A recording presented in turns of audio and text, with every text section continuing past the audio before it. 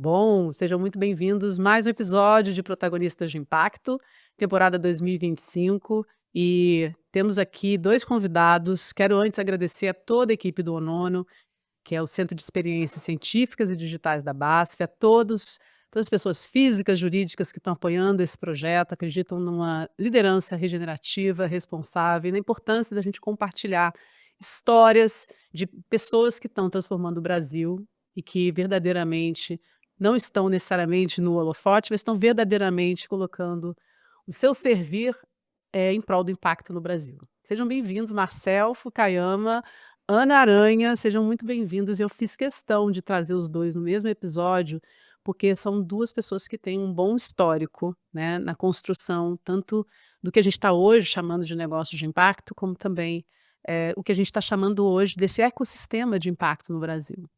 Então, é uma conversa, né, a gente tem aqui eu tenho algumas curiosidades para trazer para essa mesa, depois a gente vai ter oportunidade também deles trazerem algumas perguntas. Sejam bem-vindos. Obrigada, Alda. Super feliz de estar aqui.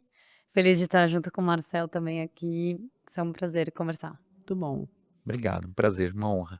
Os dois são protagonistas de impacto, também com episódios individuais, mas, eu sei que tem pessoas que vão assistir só esse episódio e que fiquem com a curiosidade de assistir os outros. Então eu queria que vocês rapidamente se apresentassem. Bom, sou Ana, talvez porque cabe aqui do papo de hoje. Empreendo Quintessa há mais de 12 anos já. O Quintessa tem seus 15 anos. Então, uma trajetória dedicada a trabalhar com negócios de impacto, no desenvolvimento do ecossistema de impacto. E aí, como toda trajetória empreendedora, nos vários diferentes formatos que isso foi se tangibilizando, né. Então já lá no início fazendo apoio direto aos empreendedores, e aí ao longo dos anos transformando isso na concepção de iniciativas, numa parte mais de relacionamento com o setor e advocacy. Muito bom. Bom, eu sou Marcel, de São Paulo, sou um empreendedor de impacto com múltiplos papéis no ecossistema de impacto no Brasil e no mundo, hã, e empreendo a Dínamo há 12 anos com meu sócio Marco Gorini, então a gente está focado em apoiar empreendedores de alto impacto e mobilizar capital para impacto positivo. Então a partir de finanças, empreendedorismo e inovação, poder trazer vida digna, equidade, regeneração para uma nova economia, um outro Brasil possível. Cofundei o Sistema B no Brasil, liderei a expansão na América Latina e Caribe, e hoje lidero a agenda de políticas públicas, a nível global. Sou um aficionado por tecnologia e políticas públicas e obcecado por governança, mais por dor do que por amor. Muito bom. E, bem, gente, a gente está vendo que tem bastante histórico aqui para a gente poder falar de negócio de impacto, né. Como a gente está falando aqui com públicos que não necessariamente têm a mesma maturidade de quem está no ecossistema, conta para o pessoal, gente, o que que é um negócio de impacto. Uau! Ou Bom, o que não é um ou negócio não de é. impacto. A Ana tem feito amplo processo de pesquisa e estudo sobre o tema. Vou deixar pra Ana essa. Vai que é sua. Então a intimidade tem o seu lado bom e ruim, né. Não tem volta. Bom, talvez um recorte minimamente aqui histórico, né, quando a gente fala de conceito de negócios de impacto aqui no Brasil, acho que tem um marco lá em 2015, depois em 2019, que foi quando a gente teve a conceituação liderada pela Aliança pelo Impacto aqui no Brasil, e acho que vale a menção também depois um outro marco que foi em 2023, quando a gente teve o decreto. Em 2017, né, um anterior, e depois atualizado em 2023, que foi o decreto, que foi quando foi, criada a Estratégia Nacional da Economia de Impacto aqui no Brasil, né, que a gente fala da N Impacto. Então, eu vou usar aqui, vou tentar trazer uma linguagem mais comum, assim, sem trazer o termo que está disponível na internet, as pessoas podem encontrar, mas acho que na essência a gente está falando de empreendimentos que eles são criados com a intenção de resolver algum desafio social e ambiental por meio da sua atividade principal, e fazendo isso de acordo com uma lógica de mercado. Então, na simplificação um pouco do dia a dia, assim, do que a gente usa, a gente está falando de organizações que desenvolvem produtos e serviços ou têm na sua operação essa dupla característica, né, de um potencial de gerar resultado financeiro Sim. positivo e de contribuir também para a resolução de algum desafio social ambiental, de geração de impacto positivo. Então aqui por trás tem vários elementos, a gente está falando de intenção, de atividade de modelo de negócio, Sim. do resultado que se dá dessa atividade, Mas acho que a nível macro, pra gente começar, podemos parar por aqui. Muito bom. A gente tem números hoje de quantos negócios de impacto, como é que isso evoluiu nos últimos anos? Só para a gente dar pelo menos uma visão mais ampla do que a gente está falando aqui em termos numéricos também. A gente tem acho que tem algumas fontes de informação, né, uma das fontes é o mapa de negócios de impacto social e ambiental aqui no país. Tá, A Pipe Social faz o mapa há muitos anos, a última edição a gente fez conjuntamente pela base de impacto, Pesca. Ciclotessa e Pipe. tá, Mas acho que aqui o cuidado, quando a gente fala de números, é um olhar nosso de que não dá pra gente chamar o mapa de um censo. A tá. gente fala assim, ali é a quantidade de negócios que participaram do mapeamento e que responderam à pesquisa. Então a gente está falando ali dos que participam do mapa, no último, se eu não me engano, foi em torno de 1.000 negócios que responderam e quais a gente fez toda a análise de raio-x. Mas enquanto que em Testa, por exemplo, na nossa própria base, e até nessa base conjunta com a Pipe, a gente já mapeou mais de 6.000 soluções de impacto. Uau! Nem todas elas são de negócios de impacto. Tá. Então, eu não tenho um número exato, alguma estimativa é no mínimo 1.000, talvez difícil passar de 10.000, o número provavelmente está ali entre ali nessa casa dos milhares, assim. Historicamente, desses 6.000, talvez daria pra gente falar que pelo menos uns 4.000 ali tinham um modelo de negócio de impacto, mas eu acho que aqui tem o por trás, né, você até começou pelo conceito, e a gente tem esse grande cuidado, assim, quando a gente fala das quantidades, tem uma questão de linguagem. Tá. Muitos negócios de impacto, eles não se chamam de negócios de impacto necessariamente. Eles vão falar: "Puxa, eu sou um empreendimento que resolve desafios em educação. Eu sou uma deep tech que olha para soluções de clima". São outros nomes, né. Eu sou uma startup que faz isso. Eu sou uma startup que faz isso, Sim. e podemos até mergulhar aqui no papo de hoje, um pouco dos porquês disso, né, e acho que tem aqui várias camadas culturais e tudo mais. Então acho que aqui tem esse cuidado, assim, quando a gente fala de números, né, eu diria que tá na casa de alguns milhares, mas com o devido cuidado de que o mapa é isso, é um super material pra gente fazer análise de setor, mas a gente tem esse cuidado de não declarar o número ali de 1.000 como sendo um censo, né. Tá. Acho que aqui mostra um desafio e uma oportunidade para o Brasil, né. Informação é oxigênio para a criação de novos mercados. Então se você não tem uma informação consistente, como por exemplo o número de negócios, você tem a criação de um mercado que é mais limitado. Sim. Então, é por isso que a gente tem feito um esforço até no âmbito da Inimpacto, em poder ter maneiras de identificar, o que são negócios de impacto, onde estão, o que comem, como vivem, né, mas, como se dormem, mas enfim, então a gente tem trabalhado com o IPEA, com a Secretaria-Geral da Presidência, em alguma forma, algum mecanismo que nos permita, de fato, mapear e identificar esses negócios. Tá. Hoje, de acordo com o mapa de empresas do Ministério da Fazenda, existem 19 milhões de empresas registradas e ativas no Brasil, o que faz ser o Brasil um dos maiores mercados do mundo em número de empresas. Estados Unidos em primeiro, União Europeia em segundo, Estados Unidos com 50 milhões, de acordo com o Banco Mundial, União Europeia com 27 milhões e o Brasil com 19 milhões de empresas. Então, é um número muito relevante. E quando a gente olha o mapa de OSCs, né, de organizações da sociedade civil, são 800 mil organizações ativas. Então, nesse universo, qual é o número de negócios de impacto? Sem dúvida, é um número relevante, mas onde está? Perfeito. Então, a gente precisa disso para poder criar novas políticas públicas, novos mecanismos de financiamento e de apoio à assistência técnica a esses empreendimentos. Acho que com cuidado também quando a gente fala isso de conceito, Tá. a depender do qual recorte a gente utiliza, né, e um pouco dos que a gente tá falando dos critérios, muda muito a resposta. Então é isso, Perfeito. quantos empreendimentos apresentam soluções que geram impacto social e ambiental positivo? Esse número ele fica muito mais Sim. abrangente do que se a gente falar quantos são os negócios que tem tal característica dentro do modelo de negócio, que tem tal tipo de ação em relação à geração de receita, distribuição de dividendos, a ter o registro na nossa declaração de nossa razão social, né, no seu contrato social. Então, a depender também do tipo de elemento, de critério que a gente usa, muda esse número. Total. Então acho que essa também é uma discussão importante, assim, por trás, pra gente dimensionar o tamanho disso, interfere, né. Não, e resgatando, isso realmente mostra uma oportunidade, né, uma oportunidade, uma necessidade inclusive.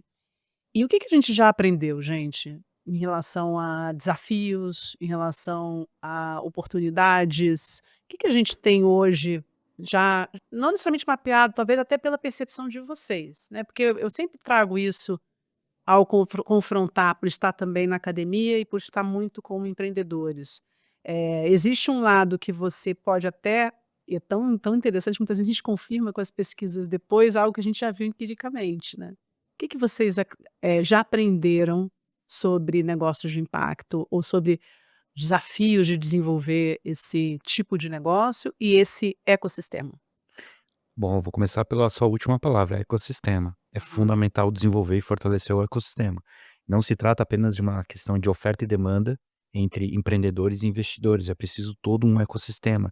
E um ator central nesse ecossistema tem sido o papel dos intermediários. Perfeito. Intermediários como a Quintessa, como a Dínamo, que têm ajudado esses empreendedores de alto impacto a cruzar o chamado Vale da Morte, né? E com isso poder ampliar o seu impacto, a sua escala, validar o seu modelo de negócio, acessar, novos mercados, financiamento, e assim por diante. Então, intermediários acho que é um primeiro ponto. O segundo ponto é que, de fato, soluções de mercado, com a lógica de mercado, é o que podem trazer escala, inovação, pioneirismo em soluções que vão resolver problemas sociais e ambientais num contexto desafiante que a gente vive. Então, acho que essa é um aprendizado importante de que aí tem um caminho. E Tá. não vai depender de Estado, não vai depender das grandes empresas, que tem ali uma maneira de, entre aspas, democratizar.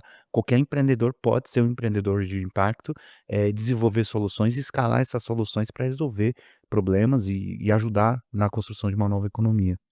Bom. Boa.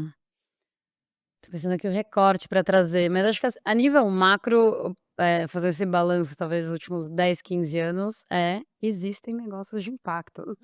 Pra gente não lembrar de onde a gente partiu, assim, né. Sim. Pessoalmente eu lembro, 2012, será que existem Será que negócios de existe? será que dá para ter um modelo de negócio que vai, ajudar a resolver um problema relevante, né, em termos sociais e ambientais e que vai conseguir dar retorno? Então acho que a primeira afirmação o primeiro aprendizado é: isso Sim, sim. existe, isso a gente estava aqui falando da quantidade, mas eu lembro isso, lembrei dos primeiros casos ali nas dezenas, assim, porque era uma pergunta posta na época, né, de: "Será que isso existe?". Então, acho que o primeiro aprendizado é: isso existe, é sim possível conciliar, tem mensuração feita já de retorno em termos, né, de resultado financeiro e resultado de impacto. E eu acho que agora quando a gente olha para frente é o como a gente vai além, né, e aqui também super reforço a fala do Marcel de que acho que um dos grandes aprendizados foi, não basta só a figura dos empreendedores, você tem que ter todo um entorno ali, né, um ecossistema. Eu acho que a gente já começou a aprender algumas coisas sobre ecossistema, e eu acho que agora tá no momento meio do passo 2 assim, nessa discussão, porque acho que a gente vem de uma fase de, popular, digamos, vai, esse ecossistema. Então Tá. vem as aceleradoras, as incubadoras, grandes empresas entram para se relacionar com os empreendedores, filântropos entendem que eles podem também ser aliados e que podem ser provedores de suas soluções, investidores entendem que podem ter isso pode compor seu portfólio, seja com bolsa de venture capital ou com outros bolsos de dívida ou trazendo venture philanthropy. Então, eu acho que a gente tem uma primeira camada de aprendizados até aqui que a gente viu que, puxa, e né, próprio setor público. Sim. Então, acho que tem uma fase de aprendizado que foi, a gente viu que faz sentido esses múltiplos atores fazerem parte do jogo, né. Talvez quando a gente olha pra frente, eu acho que tem a ver com uma visão ainda mais sistêmica e mais integrada, e da gente tendo maior clareza do qual que é o papel de cada ator e colocar na mesa com o devido nome alguns gaps que já são vistos há anos. Então, assim, eu lembro de um artigo de 2019 que a gente escreveu que era: "Quem vai pagar a conta do desenvolvimento de pipeline de negócios de impacto no país?". Olha. Era uma discussão fortíssima na época, porque você fala isso é até um tanto atual ainda, mas você falava com investidores e com grandes empresas e todo mundo fala: "Puxa, eu não quero risco, eu quero o mais certo possível, então me traz aqui os negócios que já têm receita recorrente, já tem uma operação, né, estável, já tem um modelo escalável, ou seja, já quero a resposta pronta para entrar e já colher o retorno no T0".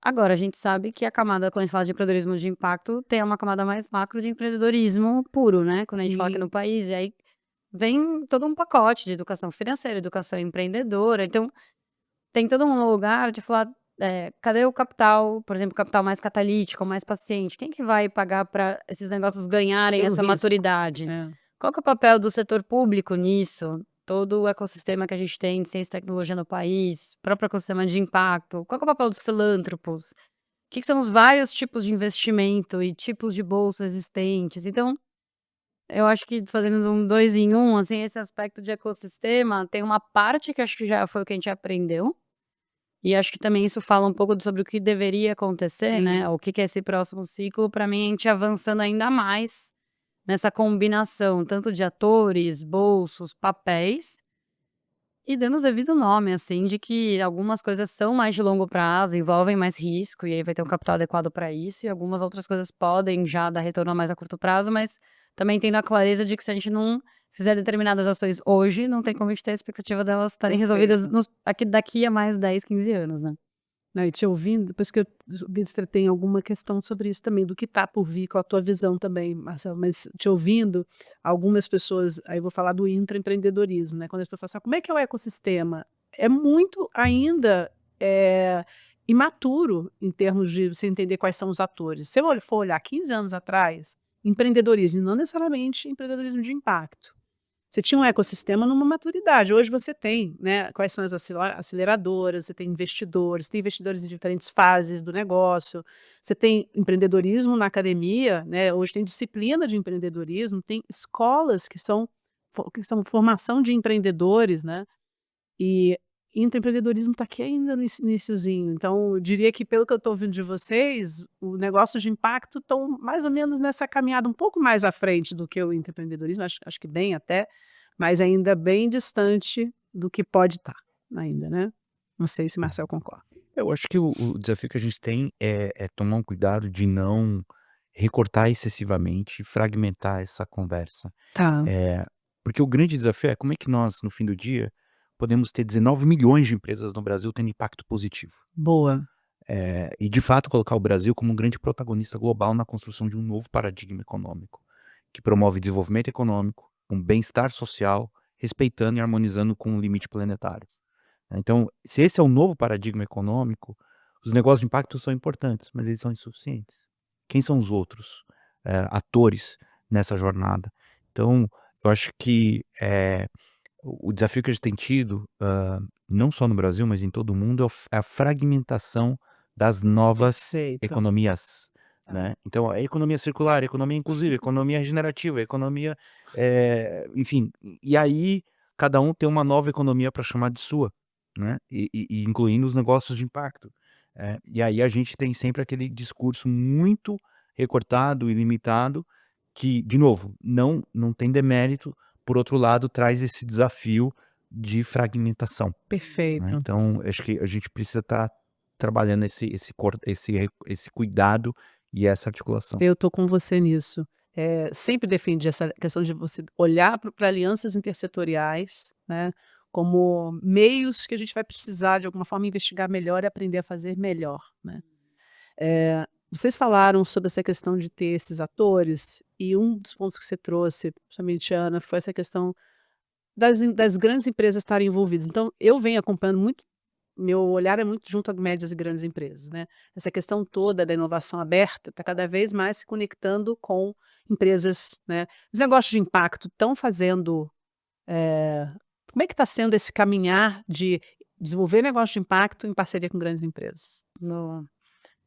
Eh, Vem crescendo, né, muito nos últimos anos, e acho que no que a gente tá falando aqui um pouco de a forma a lente que a gente usa muda, né, o que a gente tá enxergando, e acho que quando eu falo que lente tem um pouco do olhar conceitual. Lá atrás, eu lembro que a discussão era assim: as grandes empresas deveriam virar negócios de impacto. É. Então, assim, isso era lá atrás. Acho que agora a gente entendeu, falou assim: "Puxa, tem aqui 2 atores, como que a gente junta os ativos, né, e melhores competências de cada um para que juntos eles gerem um resultado melhor?". Então, acho que a jornada das grandes empresas com os negócios de impacto cada vez mais tendo numa direção de enxergar os 2 lados como aliados. Negócios de impacto tipicamente representando um olhar de já ter desenvolvido as soluções, de uma cultura mais empreendedora, de uma cultura olhar mais para a inovação e uma adaptação rápida, muitos já especializados em públicos específicos, né, ou em temáticas tipo resíduos, saúde, por Sim. aí. E as grandes empresas com uma potência de equipe, recursos, né, físicos, tem toda uma parte de malha logística, grana mesmo, áreas de P&D. Então, o que a gente tem visto é uma série de programas que unificam, assim, essas competências dos 2 lados, e é isso em diferentes formatos. Então tem vários programas que a gente tem rodado, por exemplo, que eles vão na linha de implementar soluções dos negócios de impacto na operação das grandes empresas. Um exemplo real de solução que a gente implementou, que leva para a economia de água, em menos de 3 meses a empresa economizou 30% daquela unidade e economizou acho que era R$ 40.000. Então assim, imagina a empresa do zero e criar sua própria solução de economia de água que não tem nada a ver com o produto Ela tem a deles, de potência competência enorme então, de somar aí acho que a inovação aberta ela veio como esse meio, na verdade é uma abordagem, né, um Sim. meio mais eficaz, mais rápido, muitas vezes mais barato para você conseguir avançar nessas agendas. Então, seja nessa lógica de implementação de pilotos, alguns negócios que a gente acelerou tiveram a saída de investidores em vendas no bolso de CVC, né, foram adquiridos por grandes empresas, que queriam ampliar seu portfólio de produtos e serviços, entrar em novos mercados, e em vez de começar do zero, adquiriram os negócios de impacto do ramo para fazer isso mais rápido. Então, acho que é muito disso que a gente tem visto. E acho que aí vem nesse depurar, né? A gente viu alguns programas também que acabaram tendo uma abordagem muito, digamos, vai um pouco mais oba-oba. Então era aquela coisa, Sim. inovação pela inovação, traz aqui, faz o pitch day, faz o demo day, e aí puxa muito show e pouca entrega. Então, também a gente sentiu nesses últimos meses, últimos 2 anos, talvez, de mercado, talvez de novo, né? Uma próxima etapa. Assim, o Sim. último foi sobre entender que essa relação fazia sentido entre grandes empresas e negócios de impacto, agora num próximo, mais ainda numa linguagem de resultado. Então, a gente até, nos programas que a gente faz com as grandes empresas, a gente tem reforçado o que a gente sempre já fez de papel, mas acho que agora ainda mais de falar, antes a gente, né, o início de tudo a gente deu para quê? O que a gente quer capturar de valor, como isso está conectado à nossa estratégia, o que a gente vai entregar de valor para os empreendedores, quais são as áreas em que está Tem que conectadas. gerar valor, né? E estabelecer de início os indicadores de sucesso. Então, Sim. acho que para sair desse lugar de, puxa, fizemos um programa, foi legal, mas foi só legal. E claro, com o devido cuidado de que algumas respostas vai se descobrir ao Sim. caminhar e ao experimentar, mas assim, ao máximo tentar criar esse contorno, assim, de entender o para quê, o que se espera, como se vai se mensurar esse resultado, que acho que é o que protege a perpetuidade, assim, de ter esse valor gerado mesmo. Eu tô olhando para a questão toda da gente aproveitar ao máximo esse episódio para a gente pegar as principais questões, mas que também seja um grande convite para que depois cada um dos episódios de vocês sejam assistidos.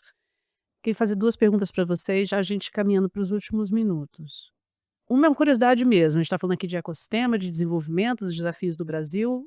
Qual é o ecossistema para a gente olhar, ou quais são? Que países a gente olha, que a gente pode falar assim, vamos estudar mais? Eu sei que cada país tem uma especificidade, mas para a gente poder olhar também para outros países. Bom, a gente tem acompanhado, até pelo meu papel global no Movimento B, acompanhado alguns mercados. E é muito interessante as características distintas desses mercados. Então, eu vou citar um que eu estou trabalhando mais próximo ali no gabinete do primeiro-ministro do Japão, Fumio Kishida, que criou uma comissão chamada Nova Forma de Capitalismo. Tá. O Japão identificou que chegou ao platô da economia, não vai crescer mais. E com o envelhecimento populacional, o Japão precisa de uma forma mais inovadora e criativa de poder seguir com o seu desenvolvimento econômico. Então, ali a gente está vendo políticas públicas, novas formas contábeis de reporte, novas formas de novas políticas públicas de fomento a novas economias, como economia do cuidado, economia prateada, economia, enfim, novas formas de economias que o governo japonês está fomentando. Então, Tá. isso é bem interessante.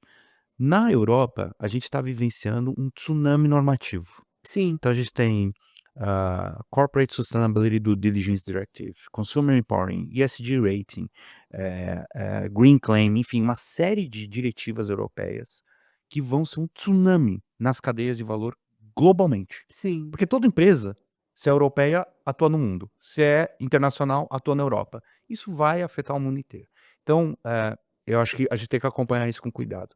No Reino Unido, uma política pública foi fundamental para o desenvolvimento do campo de impacto, que foi a criação do Big Society Capital, ou hoje conhecida como Better Society Capital, que é basicamente a partir de contas bancárias dormentes, pessoas que não movimentam a sua conta bancária há 10, 15 anos e tem lá 1.000, 5.000 reais parado, alguns trocados parados, eles juntaram essas contas e chegaram a um montante de 1 bilhão de pounds, que seria aproximadamente 7 bilhões de reais hoje. E que com isso eles criaram uma organização Nossa. para fomentar o campo, né. Isso é uma super referência, É em mesmo. termos de como você pode fomentar, o campo. E com isso o Reino Unido tem, hoje o maior número, inclusive, de empresas B no mundo. Londres hoje tem mais de 1.000 empresas É B, incrível. das quase 10.000 empresas B no mundo, 1.000 delas estão incorporadas em Londres. Então não é à toa todo esse movimento está acontecendo no Reino Unido. Então, essas são algumas referências que a gente tem, e no caso dos Estados Unidos, eu acho que a principal referência é a Benefit Corporation, que é uma identidade jurídica criada e aprovada em 44 estados americanos e que vai dando um formato para, empresas que querem se comportar como empresas B, com Tá. propósito, responsabilidade e transparência, né, e com isso sair da lógica da primazia do acionista e gerar valor para todos os stakeholders, não só para o shareholder, né. Então a gente está vendo aí nesse mundo um grande mosaico de boas práticas e que o Brasil sem dúvida pode navegar por isso, pela sua criatividade, pela sua biodiversidade, por ser o país da sociobiodiversidade, É, pela resiliência e tudo mais, o Brasil tem condição super. de aprender com isso e escalar essas boas práticas. Ana, Marcel, eu quero deixar uma última mensagem aqui, assim, talvez a gente não necessariamente pra necessidade de responder, mas que pergunta está viva para vocês quando a gente fala desse momento que a gente está vivendo de desenvolver negócios com mais, né, assertividade na solução dos problemas que a gente quer ver, enfim, evoluídos para o bem, né, para o lado positivo. Que pergunta que está viva para vocês? Me veio uma pergunta, eh, mas pra gente trocar aqui entre os 3, de quais são os temas ou potencialmente assuntos tabus que a gente acha que deveriam ser falados, ou que a gente deveria mergulhar mais Boa. sobre eles pra destravar ainda mais essa agenda? E Marcel, e a sua pergunta? Porque a gente vai costurar as respostas juntos aqui. Eu estou cuidando do nosso tempo. Que maravilha. Olha, acho que a minha pergunta tem sido se a mudança de investidores e empresários, mudança voluntária, não acontece no tempo que a gente tem, que alternativas nós temos, mediante o senso de urgência que o planeta e a sociedade têm? Muito bom. E aí, gente? Eu achei que você ia começar respondendo. Claro que não. Qual a pergunta que está viva para você hoje? A minha pergunta é muito como é que a gente consegue hoje, fomentar para que, seja mais leve a caminhada de um empreendedor com impacto? Porque eu brinco até que é aceleração espiritual você empreender com impacto. Eu brinco que é aceleração espiritual empreender com impacto e ser mãe. Hum. Mas assim, não estou brincando, é de verdade, você está ao mesmo tempo buscando empreender num país que tem vários desafios, tem muitas oportunidades, tem desafios, tem muitas oportunidades de realmente campo para você gerar impacto, mas você equilibrar tudo isso também num ambiente que você tem muitas questões que te levam tem uma burocratização, né, eu passo muita parte do meu tempo resolvendo questões que eu poderia estar destinando para geração de negócio, para ampliação de impacto, para discussões como essa. Então, essa é a pergunta que está viva para mim. Então, unindo as nossas 3 perguntas, eu acho que que na verdade são questões que estão vivas em cada um, né. Eu acho que o grande convite aqui, e cuidando, né, para que esse seja realmente um episódio curto, mas que fomente esse assunto, acho que talvez uma mensagem final, assim, cada um de nós possa trazer para o público, que possa também de alguma forma tangenciar as perguntas que foram trazidas. O que vocês acham? Eu vou estava ouvindo as perguntas que vocês trouxeram também, acho que compartilhando um pouco do que tem ficado muito na minha cabeça, assim, né, de reflexões, que eu acho que é o que o que eu ouço, assim, um pouco por trás dessa pergunta, que é pessoalmente pra mim foi um susto, assim, de 12 anos onde parecia lá atrás, de que a gente tem todo o tempo do mundo, estamos aqui criando as bases, desbravando. para uma percepção hoje de falar: "Cara, tá muito mais urgente, tem pouco tempo, assim, a gente precisa fazer mais rápido". Então, minha cabeça tá indo muito para um lugar do como que isso consegue ter mais potência, ganhar mais ritmo, sem perder profundidade, né, e Muito capacidade importante. crítica ou de um olhar mais sistêmico. Então, acho que algumas das reflexões têm a ver com quais são os atores certos. Acho que aqui no Brasil a gente tem a maior parte das empresas que são empresas, familiares, então eu tenho refletido muito também no papel das famílias empresárias, que no fundo é quem Um está bom por ponto. trás do controle de capital das empresas, da grana que vai para a filantropia, do que movimenta o investimento no mercado financeiro. Então, puxa, tem um olhar especial para convidar mais esse ator para fazer parte, né, acho que várias famílias já têm uma atuação importante no ecossistema, mas ampliar esse diálogo. Muito relevante. Uma outra coisa que tem ficado muito na minha cabeça é uma questão de linguagem. A gente está num contexto super polarizado, inclusive politicamente. Falar de desafio social e ambiental, aí já virou esquerdista, já virou, sei lá, quais outras bandeiras que vão colocar. Então, como a gente consegue conversar sobre isso sem cair nessas barreiras de polarização? Então, linguagem, narrativa tem ficado muito na minha cabeça. Acho que essa questão de conceitos, né, tem a ver com o começo do episódio. Eu acho que a gente teve um início de setor onde a gente precisava explicar o que era e, né, precisava conceituar, falar: "É isso, não é isso? Será que também é o que vai destravar o pra frente ou agora é hora de mudar e falar: 'Puxa, começa a fazer algo de mais útil aí pelo mundo, depois a gente vê em qual caixinha a gente vai colocar'", sabe. Então Sim. será que tem um outro ciclo aí de um desapego maior do conceito, sem perder o valor, porque acho que é isso, né. Excelentes provocações, Cara, gostei. impacto, tem gente que fala que gerar emprego e pagar imposto é impacto, eu não acho que seja. Então, sei lá, algum contorno precisa ser dado, não é jogar fora o conceito, mas aonde que vai estar a nossa dedicação de energia e tempo, né. Então acho que tem um pouco disso, qual que é o ângulo por onde a gente quer trazer outros, para o jogo.